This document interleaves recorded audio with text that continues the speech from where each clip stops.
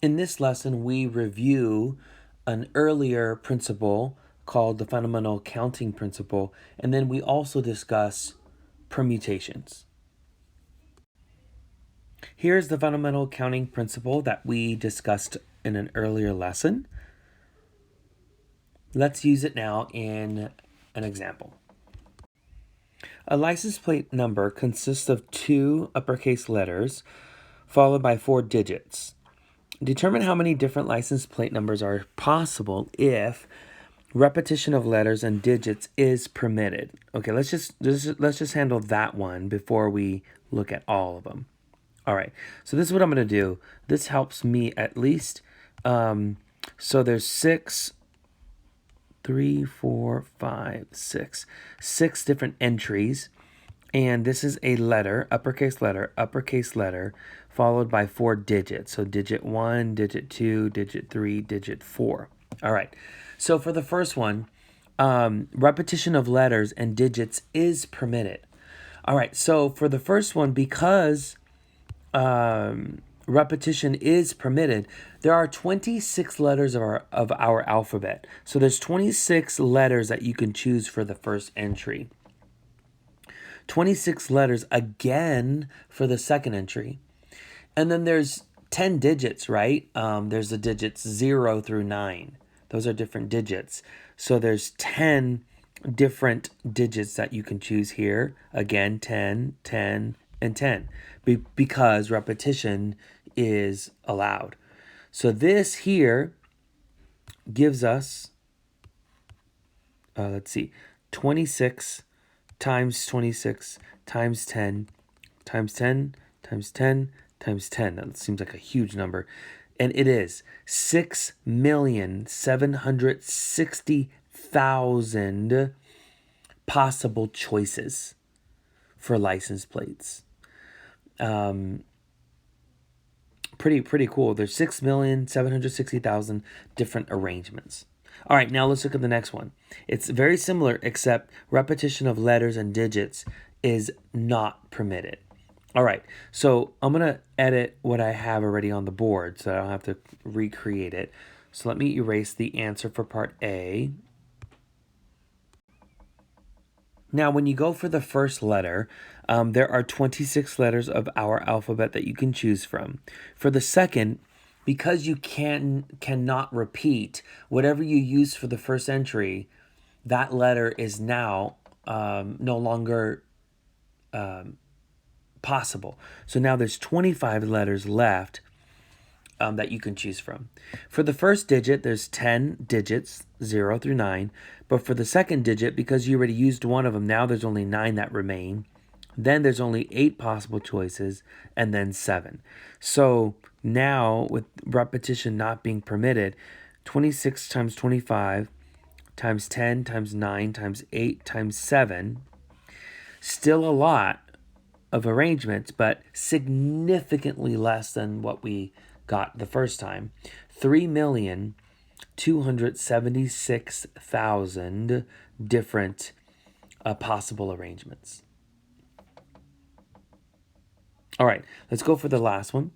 The first letter, I'll erase what we have. Now, the first letter must be a vowel, A, E, I, or U. So there's five options for that first entry. And then the next letter can be any letter of the alphabet, except that repetition of letters is not permitted. So whatever vowel you chose for the first entry, that vowel, that letter, is no longer, an option. So now there's 25, not 26 letters of our alphabet, only 25 that remain as possible choices. Now, usually there's 10 digits, right, from 0 through 9. But in this case, it says the first digit cannot be a 0. So that means there's only 9 possible numbers that you can choose from. What about the second digit? It can be 0 this time. However, whatever digit you chose for this entry, that digit is no longer a possibility. So now there's 9 possibilities there, right? 0's in there now. It wasn't the first time. But you got to take out the number that you already used. And then 8 options here, and then 7 there. So this number is 5 times 25 times 9 times 9 times 8 times 7, which gives us 567,000 possible arrangements. This is the fundamental counting principle. At Old Navy, a supply of solid colored t-shirts has just been received. The t-shirts come in the following colors: green, blue, white, yellow, and red. So 5 different colors. Preston, the floor manager, decides to display one of each colored t-shirt in a row on a shelf. Okay? In how many different ways can he display the 5 different colored t-shirts on the shelf? All right, first of all, there's 1, 2, 3, 4, 5 t-shirts that he wants to display on the shelf. For the first t-shirt, he can choose any one of the 5 different colors. So there's 5 different options. If he chooses blue to put first, that means there's 4 colors next, right? And then that means there's only 3 that remain here, 2 options here, and then finally there's only 1 more t-shirt that can go there. So when you multiply, you get 120 possible arrangements. And these 120 arrangements are distinct. So 120 different or distinct possible arrangements. Now, for the second question, if he wants to place the blue t-shirt in the middle, let me erase what I have written then. Now, there's only one option for this middle position, and that's the blue t-shirt. So there's only one possible outcome there. That means for the first position on the shelf, there are now 4 possible outcomes there. You can put the green one first, the white, yellow, or red, And that means for the next position, there's now 3. For this 4th position, there's only 2 options, and then 1 last option here. When I multiply using the fundamental counting principle, I get 24 possible distinct arrangements. Now, how about for this last one? Let me erase what I have here, and I'll try to read at the same time. Now Preston wants the white shirt to be the first t-shirt and the blue t-shirt to be the last one. Okay, so that doesn't leave you with that many options. There's only one possible choice for the first position, and that's the white t-shirt. And for the last one, there's only one possibility for the last, and that's the blue. That leaves you with 3 different outcomes, 3 different choices for the second position. You can put the green for the second position, the yellow, or the red. That means there's only 2 options left here and 1 option here. So when you multiply all this out, you get 6 possible arrangements. Many garage doors come equipped with a keypad that allows residents to open the garage door by entering a 4-digit code. Repetition of digits in the code is allowed. How many different 4-digit codes are possible? And then, if one of these codes is randomly selected, what is the probability that the code has no repeated digits? All right, first of all, it's a 4-digit code. So 1, 2, 3, 4. Repetition of digits in the code is allowed.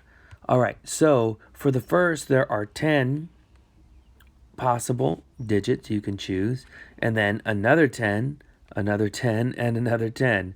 So 10 times 10 times 10 times 10, which of course is 10,000. So there are 10,000 possible 4-digit codes. Now, to answer the second part of this question, if one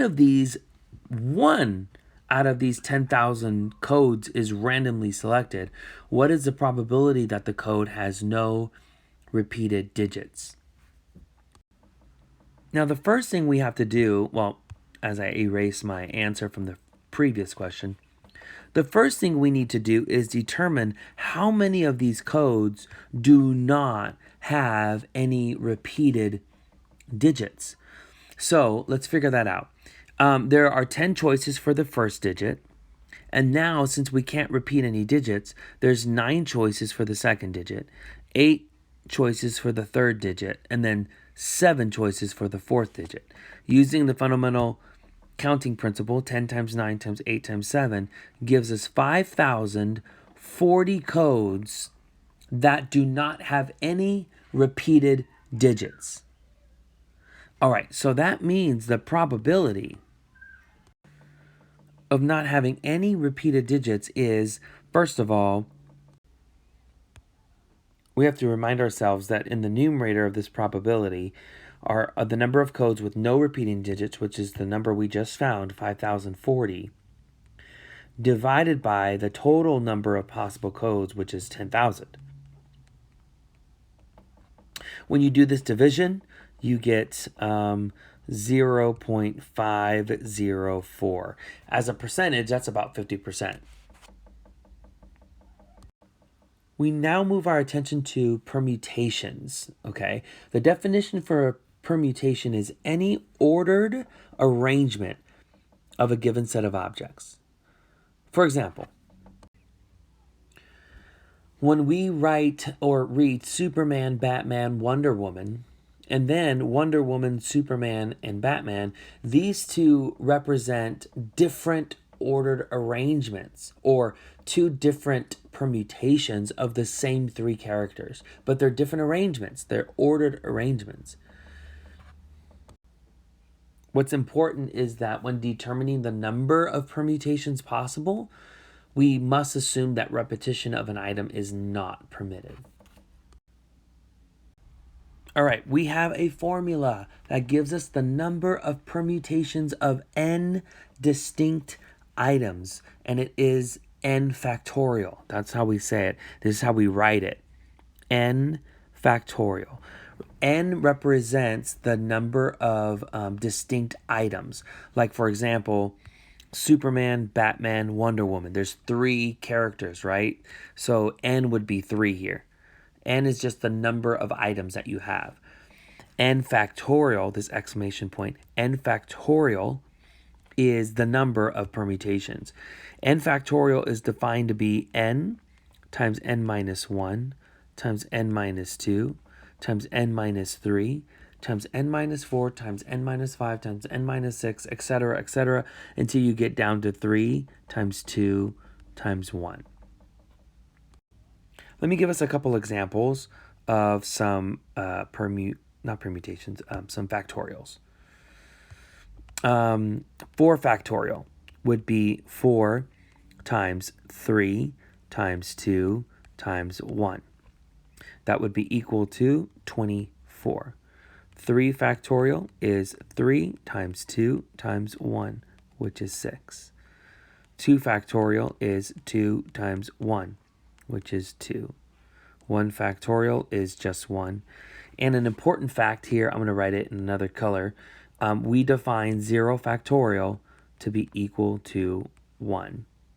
Okay, so that's just an important fact or an important calculation. Okay, all right, so when you think of a factorial, whatever number this is, right, 15 factorial or 10 factorial, you just start with like the number 10 and then you just go down from there. 10, 9, 8, 7, 4, 6, 5, 4, 3, 2, 1, all the way down to 1.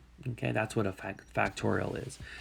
And a n factorial is giving us the number of permutations. All right. All right, Jim works at an animal shelter that has 7 dogs available for adoption. Jim is preparing a poster that will feature a photograph of each of the 7 dogs. How many different arrangements, that's permutations, okay, different arrangements, that's how we define permutations. How many different arrangements or how many permutations of the 7 photographs are possible? Okay, since there are 7 different photographs, the number of permutations is 7 factorial. That's the answer. which is 7 times 6 times 5 times 4 times 3 times 2 times 1. This number is 5,040. The 7 photographs can be arranged in 5,040 different ways. Isn't that pretty fascinating? I wouldn't guess that there would be that many different options. So great. All right, part 2. If one of these arrangements of photographs is randomly selected, what is the probability that the photographs are in alphabetical order by the dog's names? And we're assuming they all have different names. Now, since there are different names, that means there is only one arrangement in which they're all in alphabetical order, right?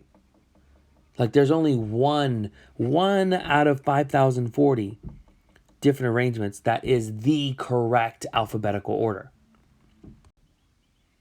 That means 1 out of 5,040, right? There's only one that has the right alphabetical order. That's the probability right there. Consider the 5 letters A, B, C, D, and E. In how many distinct ways can 3 letters be selected and arranged if repetition is not allowed? So we're being asked to select only 3 of the 5 possible letters. Select 3 and arrange them. So we're looking at permutations, all right? So we're going to use the fundamental counting principle, and we're going to use that to determine that there are 5 possible letters for the first choice. Here, let me do this. There's 3 selections, right? There are 5 different selections for the first choice. Repetition's not allowed, right? And for the second choice, that means there are only 4 possible letters that we can choose from. And in the last position, there are only 3 possible letters we can choose. So then this is equal to 60. So there are 60 permutations that are possible. Now, this has special notation, everybody. So it is P with a 5 as a subscript on the left and 3 as a subscript on the right. This is read the number of permutations of 5 items taken 3 at a time. In general, we have this capital P for permutations, N for the number of distinct items, and taken R at a time. Let's run through a couple of these together, all right? So like, for example, let's see. Let's do, what would this give us? All right. So this is read the number of permutations of 8 items taken 4 at a time. So this would be equal to 8 times 7 times 6 times 5. All right. How about this one? So the number of permutations of 9 items taken 3 at a time. That means 9 times 8 times 7, right? Notice that the last digit here is 1 more than 9 minus 3. What would be 9 minus 3? 9 minus 3 is 6. And notice that the last number here is 1 more than that number. Look at this pattern. What is 8 minus 4? You know, these subscripts here. 8 minus 4 is 4. And the last digit is 1 more than that number.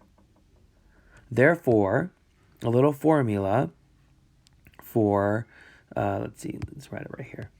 A little formula for the number of permutations of n items taken r at a time is equal to n times n minus 1, right? Like for this one, we started with 9 times, what's the next number? 9 minus 1, 9 minus 2. So in this case, it'll be n minus 1 times n minus 2. And then you just keep on going until you're going to have to stop at n minus, and then r, and then plus 1, right? Because like this would be 9 minus 3, which is 6, plus 1 would give you the 7. 8 minus 4, which is 4, plus 1 would give you the 5. So n minus r plus 1, right? So this is going to help us with counting permutations. Now, there is an alternative formula that I would like to show you that I think is even better for counting the number of permutations of n items taken r at a time, okay, is n factorial over n minus r factorial. That formula is going to be, I think, a lot easier. For example, here, let me illustrate how I would use this. The number of permutations of 5 items selected 3 at a time, in this case, would be equal to 5 factorial over 5 minus 3 factorial. And when you simplify this, you know 5 factorial is 5 times 4 times 3 times 2 times 1. And you know that 5 minus 3 is 2 factorial. This is equal to 2 factorial, right? And 2 factorial is 2 times 1. And so basically, the 2 times 1 divides out with 2 times 1, leaving you with just 5 times 4 times 3, which is 60. So 60 is the number of permutations of 5 items selected 3 at a time. So let's keep this formula right here handy, okay, everybody? Make sure you have this formula in your notes. All right. The fishing club at Central New Mexico Community College has 9 members. To determine club officers, 9 slips of paper, each containing the name of a member, are placed into a hat. Are placed, let me change that word, placed into a hat. The club advisor randomly selects the first name from the hat to become the president, a second name to become secretary, and a third for the treasurer. How many different arrangements of club officers are possible? Now, we have to keep in mind that there are 9 people total in this club, right? So we're asking for the number of permutations of 9 members selected 3 at a time, right? We need somebody for president, we need somebody for secretary, and then a third for treasurer. So then this is equal to 9 factorial over 9 minus 3 factorial. This is equivalent to 9 factorial over 6 factorial. And now it's time to simplify. Okay, so that means this is 9 times 8 times 7 times 6 times 5 times 4 times 3 times 2 times 1 all over 6 factorial, which is 6 times 5 times 4 times 3 times 2 times 1.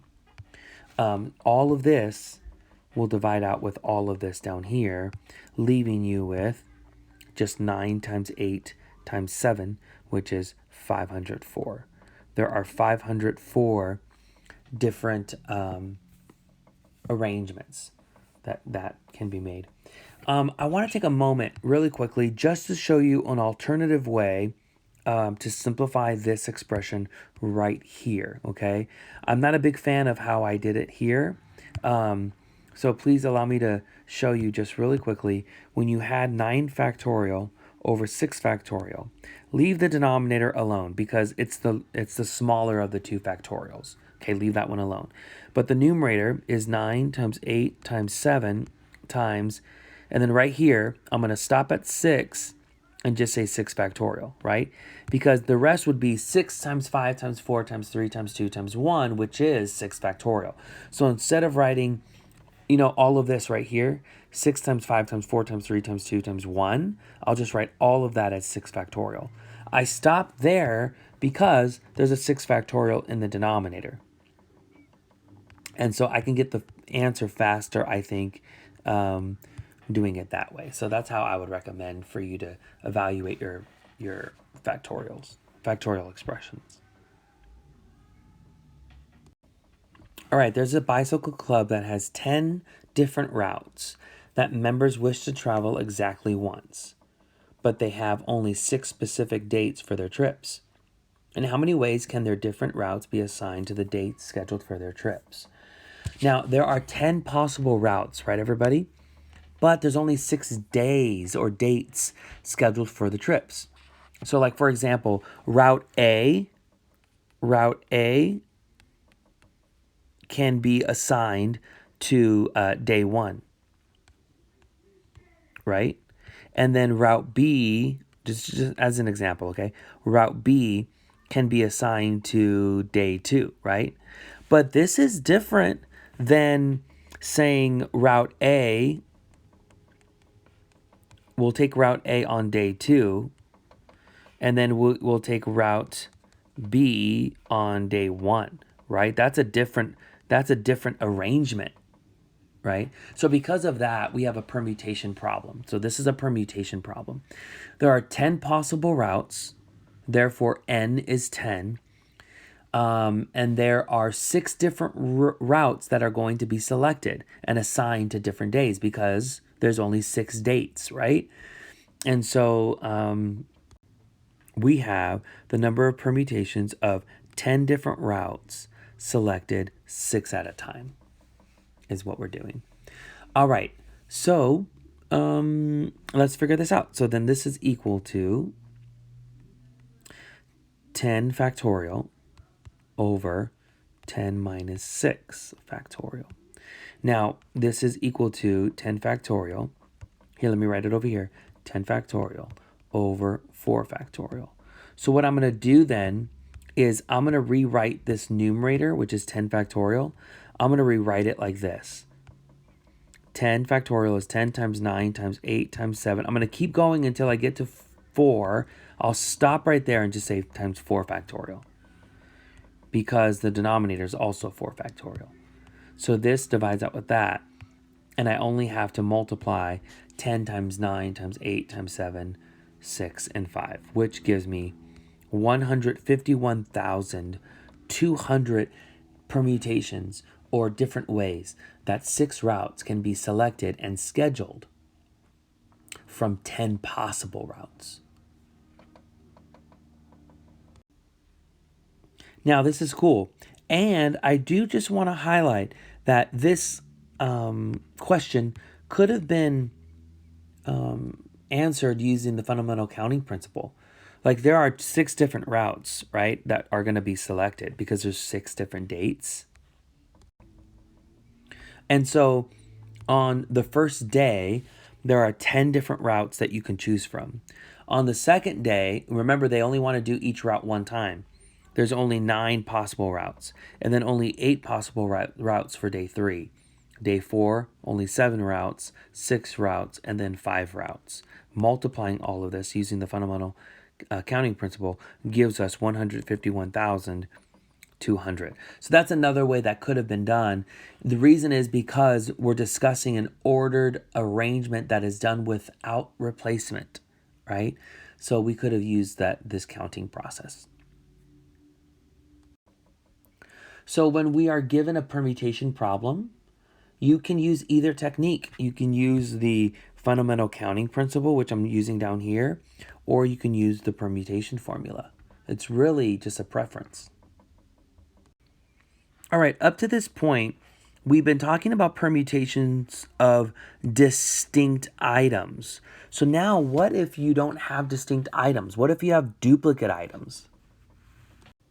Now, how many permutations do we get when we have duplicate items? So the number of distinct permutations of n objects where n sub 1 of the objects are identical, n sub 2 of the objects are identical, etc., n sub r of the objects are identical is determined by using this formula. N factorial over n sub 1 factorial, n sub 2 factorial, etc., n sub r factorial. This is the formula for when you have duplicate items. For example, in how many ways, different ways, can the letters of the word Cincinnati be arranged? Okay, first of all, let's count. 1, 2, 3, 4, 5, 6, 7, 8, 9. There's 10 letters, but some of them are duplicates. So what is a duplicate? The letter I. How many I's are there? 1, 2. So there's 3 duplicates of I's. What else is a duplicate? N. One, two. There's 3 N's. And C's. There's 2 C's. That's what we mean by n sub 1 and n sub 2 all the way to n sub r. These denominators, factors here, these are the items that are duplicates. So like for example, in this problem here, I would say, since there are 10 letters altogether, the number of permutations will be 10 factorial over. Now, there are 3 i's, so that's 3 factorial. There are 3 n's, so that's 3 factorial. And there are 2 c's, so that's 2 factorial. That's what's meant by this formula here. So then this is 10. Let's just write this all out. Okay. Okay, got it. That's 10 factorial. 3 factorial times another 3 factorial times 2 factorial. So this is how I would actually calculate this. So 3 times 2 times 1 divides out with 3 times 2 times 1, you know. 6 is 3 times 2, you know.